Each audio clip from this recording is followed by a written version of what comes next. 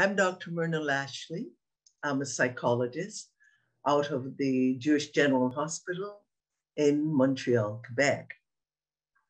For many years, I worked with youth. I was the one that people called when things went wrong. But which youth are we referring to? I got called for Black youth. So I'm going to talk to you tonight about Black youth primarily. We cannot look at the mental health of Black youth without looking at the environment in which they find themselves. Very often, what happens is that a youth who's having, let's say, difficulty in school, in high school, in elementary school, they're often viewed as being older than they really are. They're viewed that way by society. They're viewed that way by the police. And yes, indeed, they're often viewed that way by teachers. So that in some instances, rather than the youth getting the help they need for mental health problems, school often has become a pipeline into the prison system. Teachers very often look at that youth and say, well, that youth is older or bigger. I am afraid. So they call the police.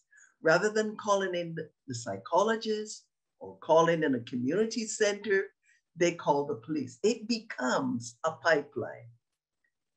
Black youth, the mental health of Black youth is often not treated in the same way we treat the mental health of white youth.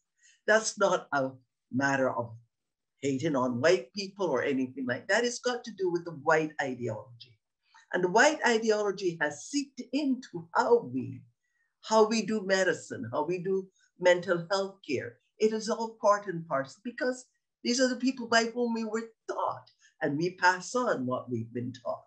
But we don't look at the social determinants of health for these kids. Racism is a major one. Intergenerational trauma. Let's talk a little bit about racism. Racism is not victimless. No matter how we look at it, it is not a victimless thing. Racism is, as I said, is one of the major social determinants of health. And what do we get? We get people having cardiovascular difficulties, people having addiction difficulties, violence, anxieties, feelings of loneliness, feelings of being excluded. I don't know where I am. I don't know how to fit in. Parents have to have what we in the Black community call the talk with kids. That is to say, we have to take a child who's 7, 8, 9 years old and say to them, you are different. You're the same as your little friend, Michael, but you are different. You are different because when you go to the store and you buy some candy, for example, you dare not leave that store without that coupon, that receipt saying, look, I have bought this. Because you live in a society where someone may come and tap you on the shoulder and accuse you of theft. And if you do not have that receipt, you cannot prove that you did not steal. Imagine what that does to the self-esteem of a child. Imagine the burden that that places on that child. Imagine the embarrassment and imagine the anxiety. You're there with your friend doesn't have to go through that. Your friend's mother isn't or father isn't telling your friend about that. But you have to, and you have to wear the mask. You have to keep pretending that the world is all right, that the world is fine. Of course, it creates anxiety for that child.